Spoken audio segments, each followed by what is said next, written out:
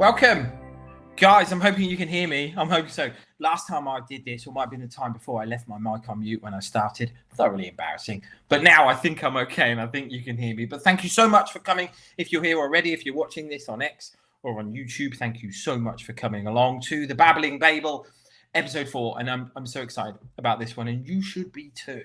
You really should be too, because I think this episode is going to be absolutely magnificent. We've got someone dialing in from America again, like last week, but not a Brit in America, like Steve last week, an actual American. How exciting is that? We're going to talk to Carrie in a moment. What I should say before we begin, on X, there's a community called the Bard's Barstool. If you're an author, if you're into writing, want some writing tips, or if you're just a reader of Twitter, whatever, come along and check out the Bard's Barstool. Pull up a stool and have a drink with us. By all means, please do come along. But I could waffle at you all night. You already know this, and I don't think I want to take any time away from Carrie whatsoever. So without further ado, let's bring Carrie on. I need one of those applause things and some fireworks going on for you, Carrie, don't I? I need to get a little button that has fireworks and applause going off for you. But welcome, Carrie. How are you doing, my friend? Thank you. Are you well? You okay? Oh, I'm having a great day. Absolutely excited to be able to talk books with you. Man.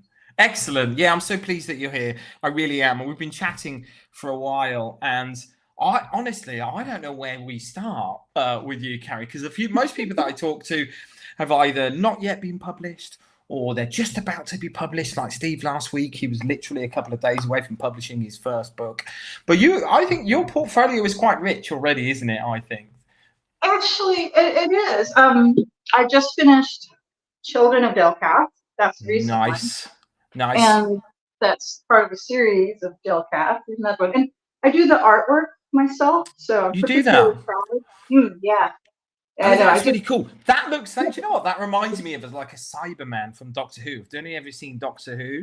Oh yeah. No, I remember it from when I was like 4 years old. It was on TV and it terrified me. So when they rebooted, I wouldn't watch it because I still had this internal terror for childhood. That's amazing. That's amazing. So I'm glad I eventually did. But and I do coloring books too. So this one says Reptilian Conspiracy, a coloring book. So yeah. So I think we should get onto that in a bit, actually. And normally on the podcast here, we talk about your writing first of all in the first few sort of 15 minutes, first half of the session. Then we talk more about you, right? And I already know that you have a bit of a passion for conspiracy theories, right? So I think that would be a great segue back into actually talking about that stuff. We're going to talk about that, guys. We're going to talk about our favorite conspiracies. We're not just interviewing authors anymore. We're branching out. We're talking about conspiracies. This is excellent news. I love this. But Carrie, what have you been up to, man? What have you been up to lately? What have you been writing? Do you want to talk about your current work, current projects? Floor's yours, my friend. So the last one that I just finished was a novella in my Delcath series, and it's called Children of Delcath. It's about 27,000 words, science fiction, and it has some like novel technology in it, which includes artificial wombs and like therapy pods, and they grow the babies in the artificial wombs. And when a person is sort of malfunctioning, they put them in the therapy pod. So it could be for mental health issues or for criminal reasons or whatnot. But they rehabilitate them using AI feedback in those therapy pods. But in the story that, the one that I just finished, this one, the Delcath story, I have a character who is on a mining colony in outer space. And it's a beautiful place if you like desolate, planets that are just rocky and barren and there's nothing living on it. And she's trying to figure out her way in life and how to be an adult in a colony after family has ceased to exist, because she herself was raised in an artificial womb and has just been released into the workforce. And she's currently getting reassigned at the beginning of the story to like a juvenile, like a gender obligation for 6 years to take care of children, because all the women in the colony are required to spend different periods of time, providing care for children. And she thinks she's too young. She's just started. She hasn't established her career. And she's very unhappy about it. And so the story is about her trying to, figure out how to avoid this assignment because she's afraid of like losing, pace with the other children in her batch who just became part of the workforce. She doesn't want to be different than them. She doesn't want to have the children, the work with the gestational unit as a setback in her life. And in the process, she learns about the artificial wombs. She learns about the AI technology. She uncovers a lot of secrets about the corporate society, and she survives a sinkhole opening up before finally resolving her issues with a supervisor who she has personal problems with. So how many books in the series have we got so far? Two. There's 2 in the series. And how many are you planning? Have you got a plan for how many? I have the next one is going to be the Oracle of Delcath. Okay. And it's going to be a group of remote viewers who work as like a group of like 8 people to psychically locate things. Okay, so they're on a bit of a heist mission, which will be kind of fun. But after that, there's going to be at least 2 more until the final one that wraps everything up, because all these stories are happening concurrently, and then the characters from these books go into the last story to resolve. Okay, because that was my next question. Have we got recurring characters then? So yeah, actually, and it all Yeah. merges at the end. Yeah, they're all connected from one book to another. Like there'll be references and mentions to their relationships, but each one has a different main character. Right. But then the characters are all there, when a major crisis hits that has to be resolved at the That's cool. world. So yeah, Like so it's that. fun. It's So like, where does the inspiration come from, Carrie, for this then? I mean, have you always been into? I mean, I noticed you said you watched Doctor Who when you were a kid, right? right? Oh, So did I. Yeah. One of my I earliest watched memories. as an adult too. Likewise, it's my favourite show. I've got little model TARDISes all over the place. I absolutely love it. So is sci-fi a thing for you? Do you love sci-fi? Do you love sci-fi? Yes, sci-fi I love it. I love it passionately. Okay. I would say that, like, for me, I like Star Trek a lot. And I wasn't willing to confess to a passion for Star Trek when I was younger. I thought it was kind of embarrassing to be that much of a geek. So, I hid my interest. And yeah, I did the same. No, you're okay. I did the same. I made the mistake of actually admitting it at school and suffered the consequences for it. It was the same in England as well. A quick question: who's your favorite? What's your favorite Star Trek show? What's your favorite? Oh, it's Deep Space Nine, 100%. Really? They pushed some boundaries and they went to the gray area, which is a passion of mine. Like I have a degree in philosophy, right?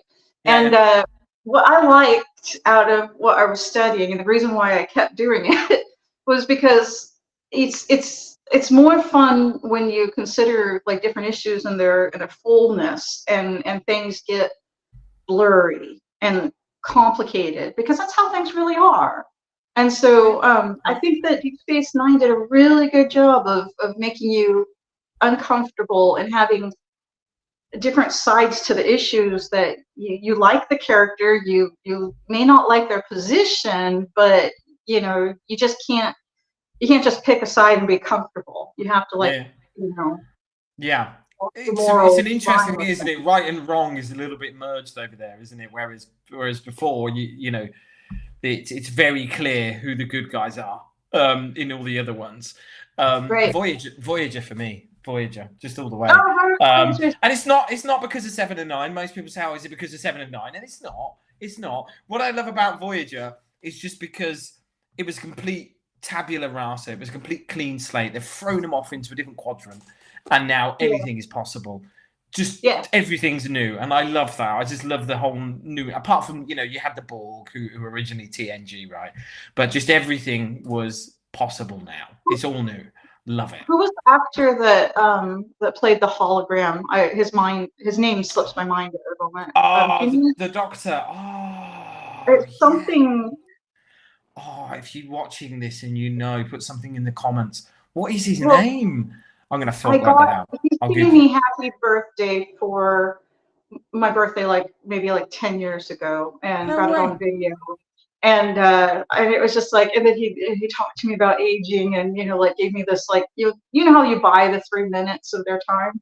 Yeah, yeah, Well, yeah. I got that as a gift, and it's one of my favorite things. That's so cool. Is it a video you've got? Can you go back and And watch this video? he started off like, Carrie, I understand you are, and he did the scene from the show, and it was it was amazing. Amazing. That is so cool. It I really love was. that. I I absolutely mean, love that. It's gonna bug me all night. That is. I'm gonna find out his name. We'll get back I to you on know. that. Oh, I know. It's like his last name has to start with a P. I think that's all I can remember. But No, yeah, it's not coming to me. So sci-fi's been a love of yours all your life then? yeah. And Passion. Love that. I thought I was going to write fantasy when I started, but as soon as it went, as soon as I got going, it's like I veered off course, and I had to explain everything. So then I realized, you know what? I'm just a natural sci-fi writer. Why would I resist? You know? Yeah, fair enough. Fair So enough. So yeah. the current project then, is that the next in the series or is that something Hmm. different? No, my current work in progress is Ghost Trucker. Ghost And Trucker. Love this. Ghost Trucker. And I mean, that's just a title that should exist. I heard it, Yes, it is. in like a song done on a skit in SNL, and it was like, it's not a book. It has to be a book. This has to be a thing. So I decided the only way for it to exist is for me to write it. So Love that.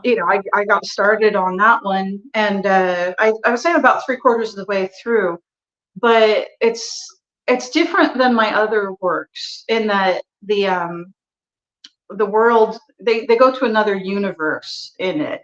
Like there's a labor shortage, and so they're kidnapping truck drivers from one universe and transporting them to the other. And Okay.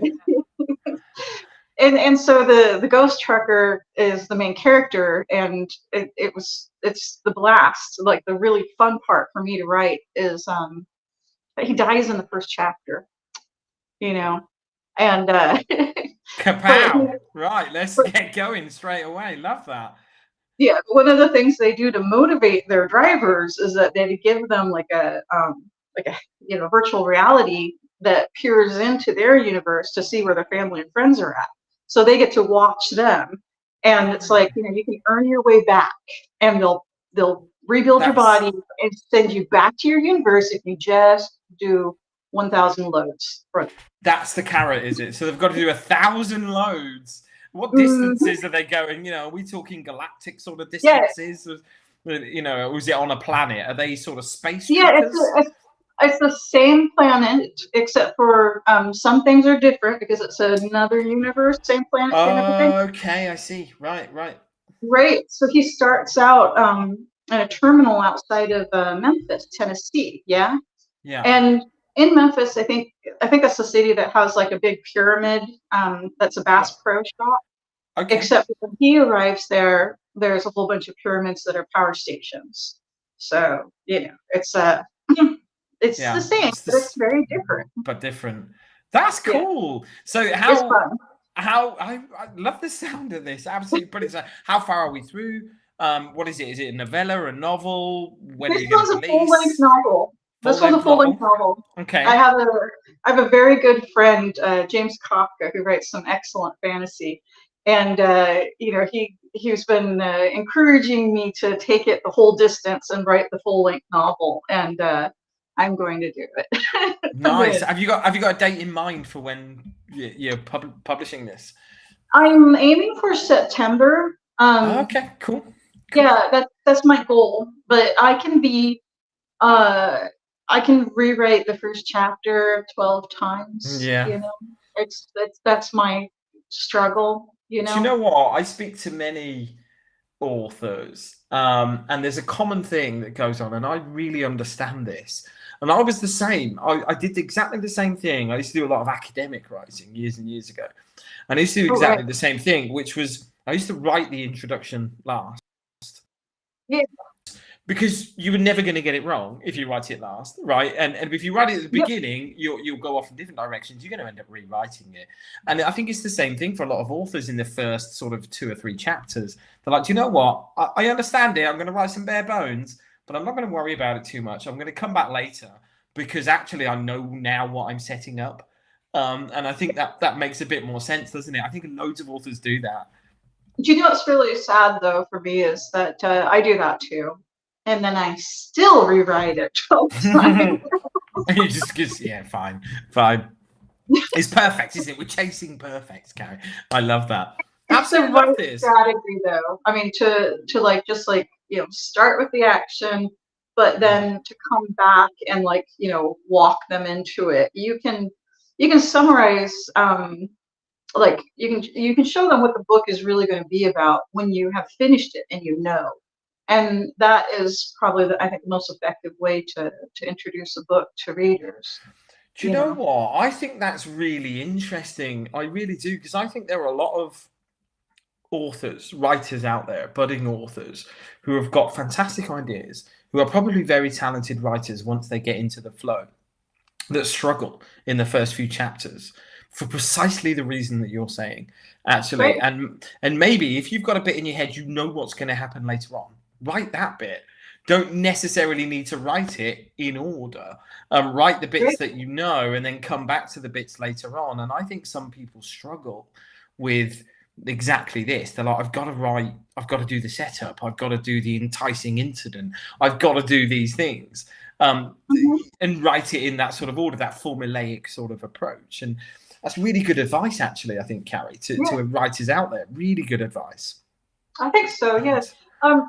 Funny enough, I do I don't know, what do you call it? Like I organize probably about 8 different people to give all their best writing advice, and we put it together as the Handbook of the Writer's Secret Society, and that was one piece of advice that made it in there.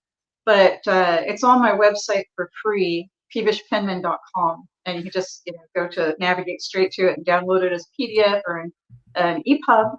And it's about 25,000 words of fun and just information. It's like it's a cheat sheet for authors. But as we were getting started, we decided we should just collect all this information and try to make it a little bit faster for people who want to get started, right? Do you know what? I'm going to add that. Little funky thing here. I'm going to add that up because I think it's important that people go to this. Peevish Penman, I've spelled that right? Peevishpenman.com. Visit it because there sounds like there's resources on there, and I'm hoping that people who watch this might be authors who are not yet published. They're just starting out. All of these sorts of things, and Carrie is exactly the type of person that can give you some good advice, right? Who can actually set you on the right way. I love it. And it's not all my work. It's been a group effort from people I organized over 10 years ago. We started putting it together, but I recently did a new edition and added some more material to it. And and I asked people to it's like, if you have something that that changed things for you, that is something that you would like to tell your younger self, it's like, let me know and I'll put it in the book, and then new edition. That's so cool. I love that. I do love that. And it's one of my favorite things, I think, about the writing community. Especially on X. And X, let's face it, X can be a hostile place to be. It can, right? As a virtual geography, it can be a little bit menacing at certain times. It's like the dark alley of the internet sometimes, isn't it? You're a little bit wary about walking down it. Did you know that it's like predominantly men now? It's about, I think they've got somewhere between 60 and 70% men, which is about as gender skewed as you get for X. Does that mean then that there's been a bit of an exodus of females leaving X because they don't feel like it's a particularly nice place to be, I guess? Well, I think it's been a good place for free speech, and I still love it and prefer it because I sometimes like to speak my mind, and I don't like to think too long before I share my ideas, and I will retract them. I change my mind all the time. I have no problems with that. But yeah, I got banned for 3 years on X before What, from Elon Musk took Twitter? over. Did you really? With For that 3 years? years, yeah, I know. It was, and the worst part was that Wow. I had said somebody should be tarred and feathered, and I meant it metaphorically. It literally, you know. I love that. I thought everybody saw that as like, That's like, social censorship. They should be humiliated. that is a Not, very specific thing, isn't it? Tarring and feathering. literal Why tarred and feathered? tar. What did they do, Carrie, to deserve being tarred and feathered? I'm not saying you're wrong. They probably do deserve it. But what was it? Do you remember what it was, or was it? It was Trump being Trump. He just Trump. yeah, Oh, he just did Trump. Trump things, and Right. it was it was. So did you say Trump? Is it Trump that deserved to get tarred and feathered? Yeah, I said that. Yeah, no, I mean, yeah, I love this. because That's amazing. there were so many reasons back at the time. I was like, and to be fair, it's like I don't have any particular positive things to say about Biden either, but I really had a lot of things to say about Trump because he was inappropriate about a lot of different things and not so good for women. 100% not, and we saw that over here, and I'm at the risk of turning this podcast into something else, but I'm going to go with it for a minute. Why not? I remember, and I said this to my friend earlier on, I remember when Trump came to power in 2016. Right. It was a little bit like, well, we thought we were in Back to the Future 2, and Biff Tannen was now running Hill Valley. It was a bit like that. Like, I said that. I said that a lot of times because Biff, he was the inspiration for Biff. Was he really? He was literally right. That makes so much sense, doesn't it? It really does. It really does, and it was madness. And then I always thought America had just failed some grand intelligence test when they elected him, but then we voted for Boris Johnson, so we did exactly the same thing. Precisely the same.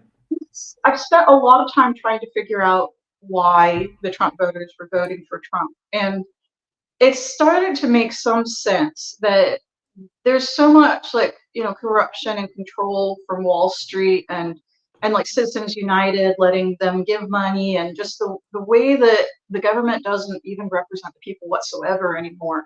That the people who were choosing to vote for Trump, a vast majority, saw him as like a grenade to throw at Washington to just make it explode. They absolutely wanted and so they knew what he was. They saw him the same way that everybody else did. But they just needed to do something to jar the system up because it's so corrupt. And so I absolutely, I don't hold it against people who voted for Trump, but he's scum. Yeah, it's interesting, isn't it? And I think we have similar things. I think over here, I always think we are the 51st state over here. In the UK, we are, and there's a good film, isn't there? The 51st State, which is set in the UK. I think Samuel L. Jackson is in it. Great film. If you've never seen it, you should watch that. So I always think we're a bit like the 51st State, and we have very similar things over here, where basically it's just this extreme divide now between what you consider right and left, and then you've got these certain political entities who just thrive on populism and demagoguery. Who absolutely, they're not really there to make solutions. They're there to emphasize problems. And this was really pointed out by somebody who I can't remember at the moment, but they're saying that it's like the system is it was Jon Stewart. He was doing a podcast recently, and he was describing how our system is corrupt.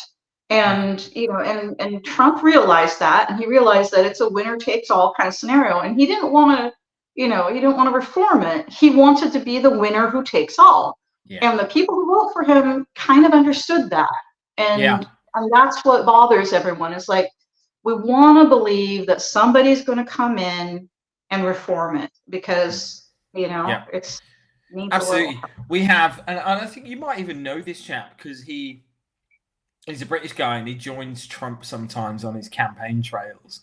Nigel Farage. Oh yeah, I know who he is. Yeah. You know Nigel Farage, yeah. So we had. I mean, this was hilarious. I don't know if you saw. I saw this, and again, a bit like yourself, Carrie. I couldn't hold my tongue on X, right?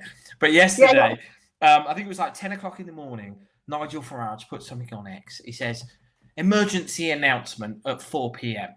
Right. So let's just get this right in our minds. At 10 a.m., you're telling me that there's an emergency announcement 6 hours later. I mean, I think we've got different definitions of emergency to begin with. Like, and I know probably in the Conservative National Health Service that we've got now, 6 hours is probably the average wait time for an ambulance at the moment. But I still think we've got, probably. But we've still got different definitions. And his big news was he is now going to stand in our general election that's taking place next month because he said he wasn't.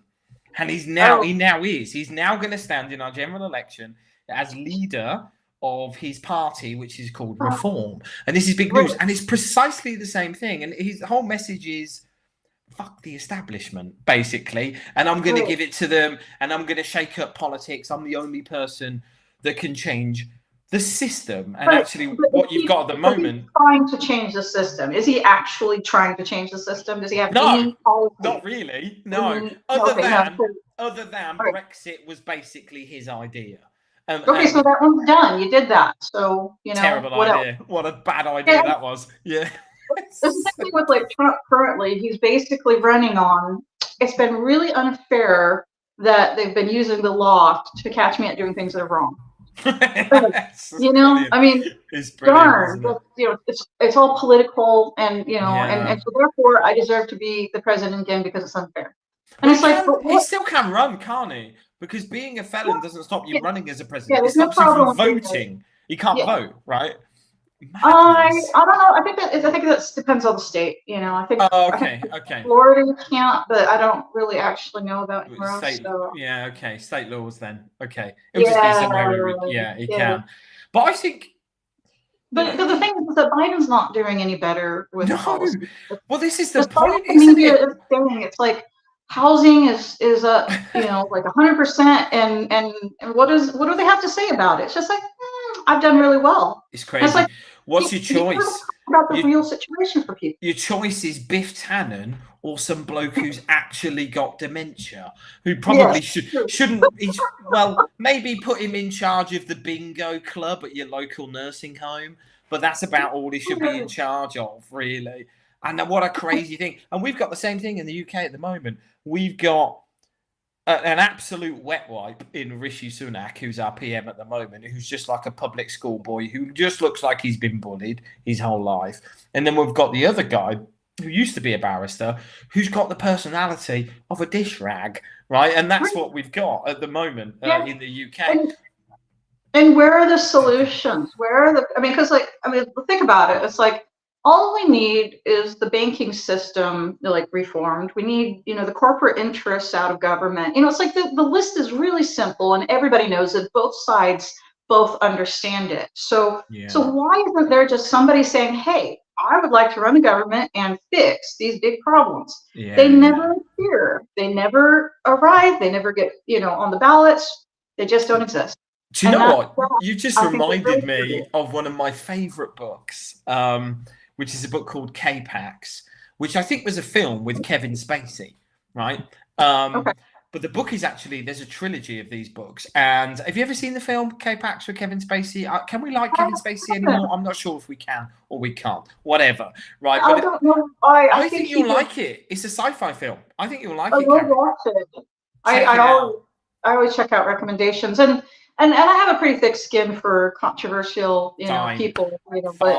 But there's a really interesting bit. So basically, it's a guy, and I'm not going to tell you what happens, but basically there's a guy who's in a mental institution who claims he's an alien. And the film and the books present an equally compelling case for both. That's all I'm going to say, right? It's really good. So you don't know if he's actually mentally ill or if he is actually an alien. You don't know. But in the book, the character, his name is Prot. who is the supposed alien, he writes a report of his visit to Earth, right? And this report is in the book. It's in the appendix of the book, right? And you can read it. And there's a really interesting one of Prote's observations is he finds it really humorous that humans haven't worked out that governments are not there to protect people; they're only there to make the world safe for commerce. And I never forgot that quote. And it's literally what you've just been saying right there. It's put me straight back into that book. Right. And that's to go back to my book. It's like, this is the reason why I wrote a corporate civilization. It's like, what if, there's nothing left but the corporation and the people just exist to serve it? It's like, well, how complicated does that get? Because what's the purpose? At that point, what's the purpose? We're not a million miles away, are we? And we mentioned earlier on, that's giving me vibes of Brave New World, Aldous Huxley. Where people are engineered to serve a certain role within society. Not so much on a corporatism capitalist way, but actually in a bit of a more communist way, isn't it? In the Aldous Huxley one. Interesting concepts, really interesting concepts. It massively is. Carrie, honestly, I'm good for time. I could talk to you all night at this end. I could keep going. I'm absolutely loving this. We've got so many other things to touch on. Normally we have some formulaic questions that we talk about this. I just want to tick off a couple of those, and then I do want to talk about one of the things that you're massively interested in a moment. But I'm really interested. Where do you write? So you're prolific. You've written a lot. Where do you write in your house? Okay. I write on my phone in bed. No, you don't. Yes, I do. No, you don't. On your I write almost the whole novels. I write almost every single word on my phone. And actually, I wanted to share. Well, I mean, it gives my dog like a comfortable place to like lay on me while I'm writing. So it's like he does not like the couch, and he's afraid of my coffee table for some reason. He's terrified of it. Okay. And, is it a particularly scary coffee table? No, this is a dog that is afraid of absolutely nothing, but except for the coffee table. He doesn't like wheels. Like he doesn't like trash cans that have wheels. Okay. And this is a coffee table that has wheels, so it's evil. So fair enough. So we write in bed, and it's all my thumbs, But I use amazing. I use an app called WordWeaver Pro, and I know and of it. It's been I got my account set up and started working with it while it's still been under development. So I've been able to like give them some feedback on different features that you've been beta testing for them or beta, and they have made little updates to improve it and tweak it so that it really works for the writer on the go. And so I'm really enjoying myself with. Well, you say writer on the go, but it's the complete opposite, Carrie, isn't it? It's the writer in bed leaning on their dog. Okay, but I also write on my phone at the dog park. Yeah, for sure. He runs around for an hour playing, his games with the other dogs, and I'll sit there and knock out another paragraph or two. So that's amazing. I'm stunned. That is absolutely brilliant. I love that. I mean, my next question was going to be, have you got any peculiar writing habits? But I think the fact that, I write exclusively with my thumbs is one of them. Do you have anything else? Peculiar writing habits. I look up word origins like compulsively. I just can't, I don't remember definitions perfectly. It's like I can use a word without remembering the definition. So I'm constantly looking up the definition, and then the etymology of the word, the word origin. And I tend to, like, while I'm writing, try to keep words on theme, so they need to like really fit the theme. And it's like, if it's from this era, or it's, it's like more commonly used at this time period, I'll be fitting in things that, just like make a linguistic aesthetic. You know what I mean? I do. Yeah, I get that. Yeah. And I wouldn't call myself like a skilled wordsmith, but I get some aesthetic word choices in there. So See, I like that actually because that shows design, a grand design. And personally, when I write, I'm just whatever comes to my head quite a lot of the time. yeah, But actually, to give it thought, no, actually, the whole thing's a tapestry. The whole thing's a painting. I need to make sure I'm using the same color palette here. I think that's yeah, genius. Brilliant. that's exactly it. Yeah, and I think Absolutely love that. it's because I am a good painter, and secondarily I write.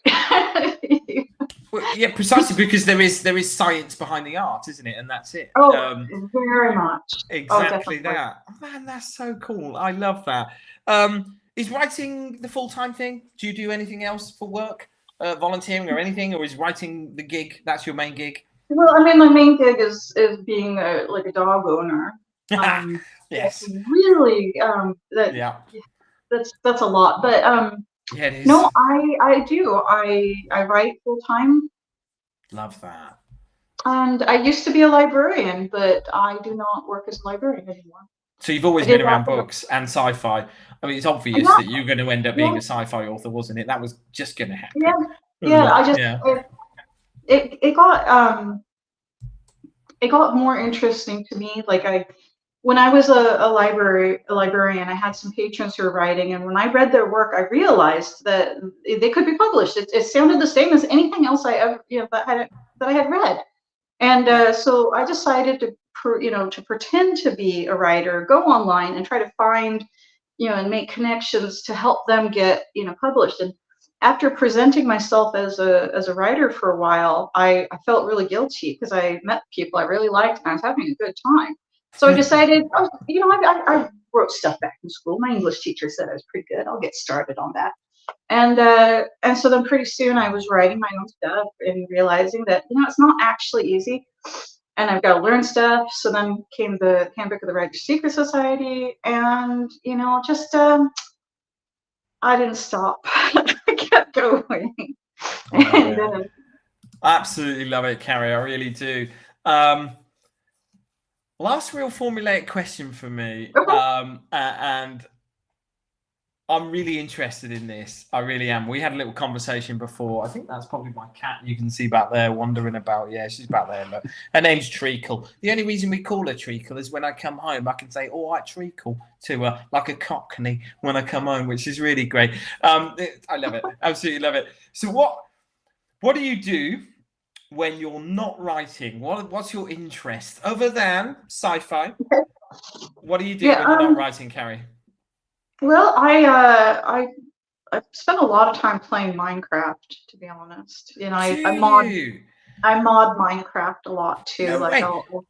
I So made I've like just a vending I machine, an espresso machine, so that every drink that came out, you would like sip it, and then you go to a new location, or you had a new power what? and new effects and stuff. And That's yeah, crazy. So I've and just I got into hope. Minecraft because of my 6-year-old son who's Oh making yeah. me play it. Yeah, I'm not very Oh good. I good. built like a house and I built a pirate ship for him the other day. Oh That's yeah. about as far as I've got, just static structures. I helped my niece to she wanted to make her own little like item, and she wanted to do a Pringles can. So we have a poorly drawn Pringles can because I let her use her art, and she was very young. And so, but it still looks like a Pringles can, so it's not bad. But then every time you use it, a cat appears because that's what she wanted, and I made it happen. And yeah, that's one of my little things. That's brilliant. Absolutely brilliant. I Amazing. love that stuff. So But Minecraft, what else do we do? I spend a lot of time hiking, and the dog comes with me, and he Yeah. has a backpack if he gets tired that he can hang out in. And I spent a lot of time painting. I do acrylic art, and I also make the coloring books that I do. But I cook. I'm working on like a lot of Mexican food right now. Nice. Um, Nice. it's there's some skills that you have to learn to do it, and I'm slowly getting to the point where I actually like what I make, and so I'm extremely happy because there's not a lot of good Mexican food in Vermont, and I really I missed it from back home being up here. Yeah. But then the other thing I do is I spend a lot of time researching conspiracy theories because Love it. How cool is that? What's the current one? Where at the moment, or your top 3 conspiracies? What have we got, Carrie? Hit us with stuff, crazy stuff. I like the ultra terrestrial idea. So what's that? a What does that lot mean? of the UFO people who are like, well, I don't like to talk about them as like extraterrestrials because they might not actually be from, like another planet. Maybe they're from here. And so the extraterrestrials is that they're like from a higher dimension rather than from this dimension, but they've always been here and they've always been interfering. And so it's like one of the ideas is that in the same way that like we as a 3-dimensional person can cast a 2-dimensional shadow, they may be like a 5th-dimensional creature that's casting a 3-dimensional shadow on our awareness of this universe. And so that's what we're seeing is not them, but a glimpse of their presence. And Wowzers. and this one really starts to make sense when you read a lot of like UFO encounters. It's like this is a possibility. And if you spend a lot of time, reading up on like quantum mechanics and stuff like that, it makes even more sense. So that's my favorite one at the moment. Yeah, I like that. I mean, that's very Doctor Who, right there, isn't it? That sounds like a Doctor Who episode. I love that. It would be Yeah, a great one. it really would. So, second Yeah. one, what have you got for us? What's number 2? My second one would be like the Mandela effect. Now, I think the reason why I really enjoy the Mandela effect, and I'm doing a coloring book for the Mandela effect, is because what if reality, instead of being like the material world as we know it, instead of materialism where everything is like a physical object, it's idealism where it's like everything is either a mind or dependent on a mind for its existence. So if that's the case, if it's like it's a mental landscape that's being created with the energy and the vibrations, the frequencies and such, and that's what we're really perceiving and just translating into this physical world as we can with our brains. It's like, so if it's that world, what if, like Minecraft, it renders as we go? So as we as an observer dig into observation of this universe, it starts renders. So then, well, what if you reset or you switch it or something happens, and then then the past has changed, and the next thing you know, the Fruit of the Loom logo no longer has the cornucopia. I really have a very vivid memory of drawing a cornucopia, like for Thanksgiving. It's like, if anybody's watching this and you don't know what the Mandela effect is, Carrie, in a nutshell, what is the Mandela effect? Well, the Mandela effect is anytime the majority of people remember something differently than the way it is presented currently. So it's named after Nelson Mandela, who many people believe died in jail. And we know that he went on to become South African president, but lots of people remember him as having died. Weird. And so, really weird. Yeah. And there's so many examples of this now as well, isn't there? If you look it up, there's some YouTube videos and things like that. There are a plethora of different examples. There's one, what's the book? Is it Bernstein book? Bernstein or Bernstein. And it's like, of course I remember it with an E, not an A. Yeah. I mean, it doesn't even make sense when it's Stain. Like, Bernstein sounds like a sort of a Central European name, like an Austrian name or a Germanic name. That's what it sounds like. Yeah, there are no stains in. No, it's just and it's like, okay, so perhaps everybody remembers it wrong. Perhaps. I don't really think so. No. And just probability wise, no. But if the Mandela effect is real, then that means that there's something about the past, the present, and the future that it's not as it's not fixed. It's in flux. Solid. Interesting what you said a moment ago, though, about about Minecraft, where it renders as you go. Presumably, if you do get to the end of the universe, let's say you can get right now to the end of the universe, it is actually rendering as you go right now. It has to be, doesn't it? As it's expanding. And when it renders, it's like it builds the world, and then where you've been has been built. But then when they update, the Minecraft game, it goes like at 1.20 instead of 1.19, and then some things come back into the part that's been rendered, like new animals or mobs or whatever, and so things do change during the update, and then things render differently than they would have in the previous version. And it's like it's the best analogy that it can come up with for how could the Mandela effect possibly happen. And it's like, well, because the path of changed. It's so mind-bending, Carrie, isn't it? It really is. It's just, and a lot of people connect it to like what CERN is up to, and that's where it gets really conspiratorial. And it's fun to fun to listen to what people come up with about that. Crazy particle accelerating and all that sort of madness. Third one. Third conspiracy. All right, so third favorite conspiracy theory. I don't know, but I think like everything CIA is just currently interesting me. I wouldn't say it's actually the best, like conspiracy theory out there. There's a lot that are just much better. Like everything UFO is just having a renaissance where people are taking it more seriously. In fact, I made this cup right here. You see this? I saw that earlier. Yeah. What is it? What and does it say? says, and I made this, right? But it says, I believed in UFOs before it wasn't crazy. Yeah, indeed. I'm with you there. I'm with you.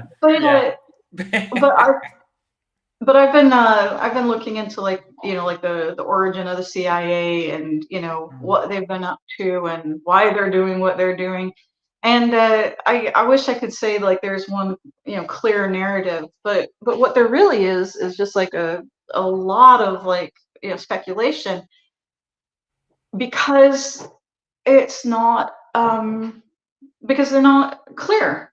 And where's the money coming from? When how much is being spent?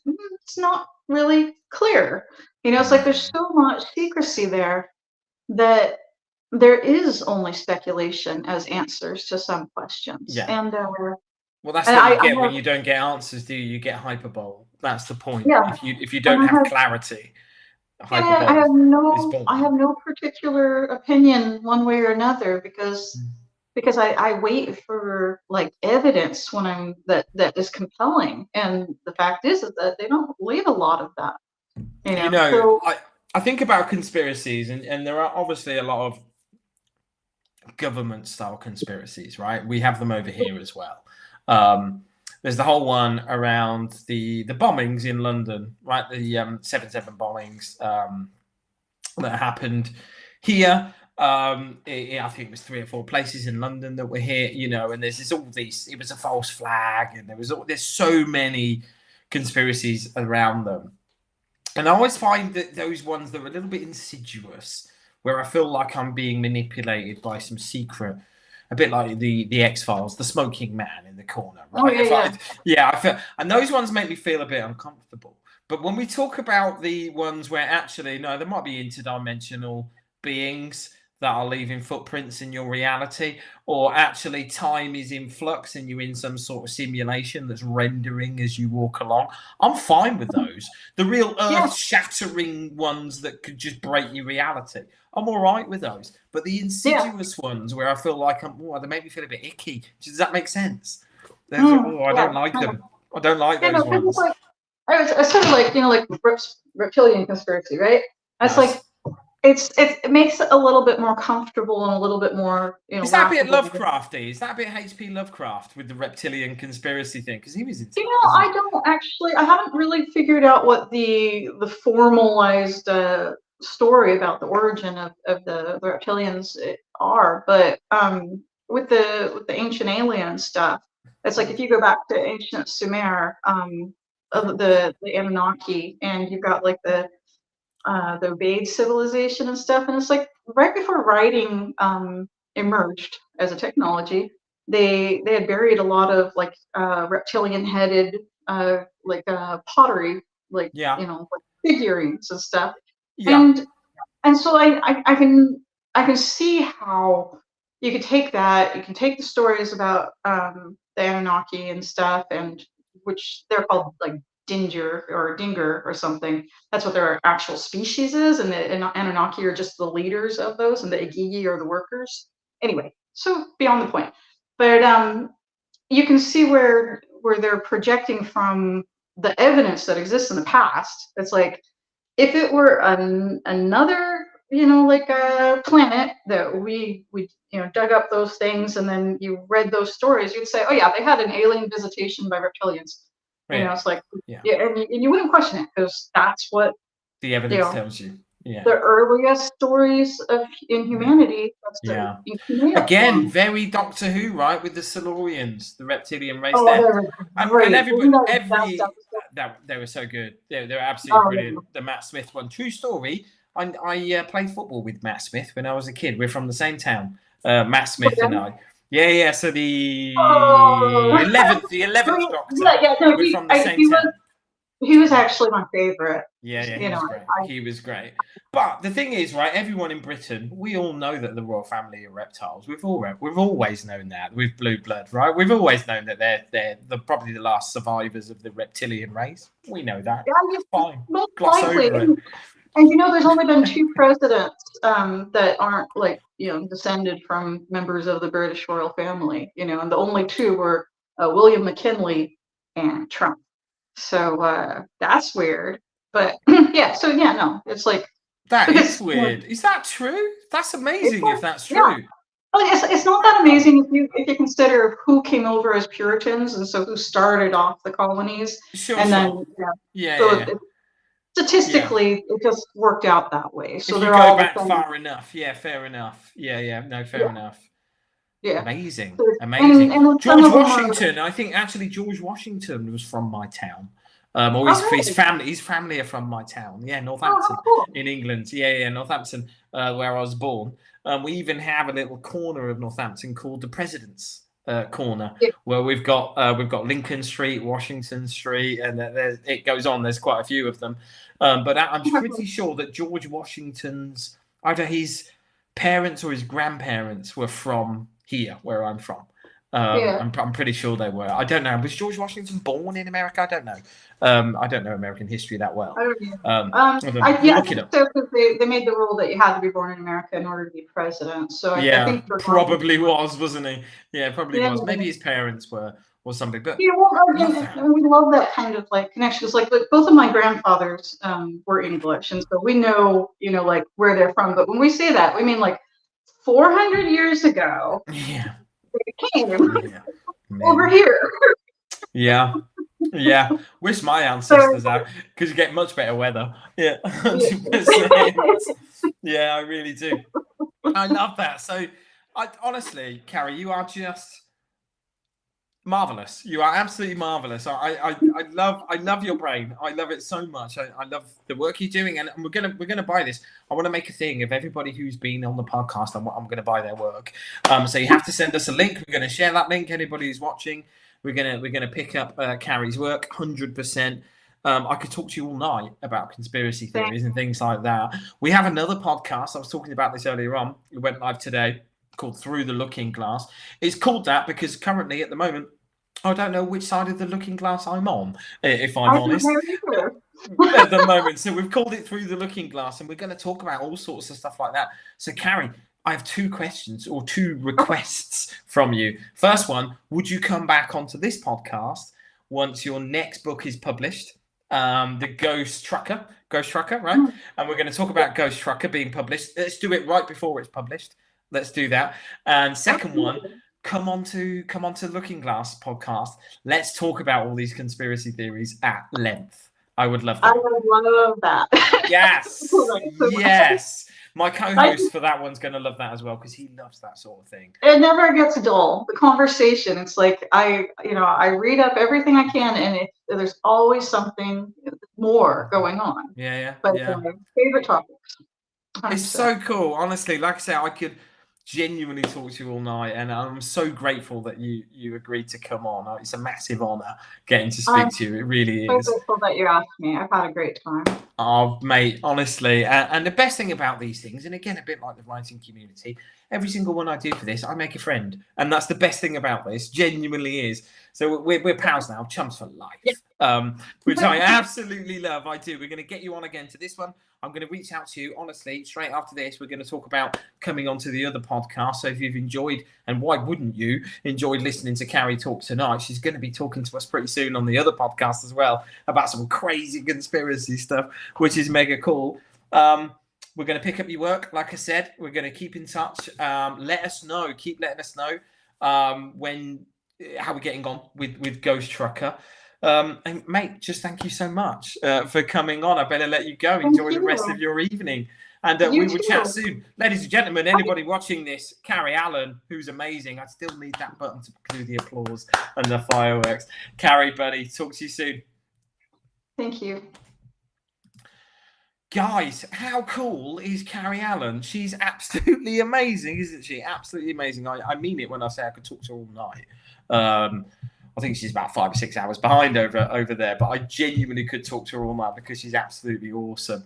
I'm going to share the links to her work. Please go and pick it up. I'm going to go and pick it up because actually it sounds really interesting and exactly my sort of genre, my cup of tea for sure. If you're watching this, if you're watching it live or you're watching it on repeat, just thank you so much. It means the world to me.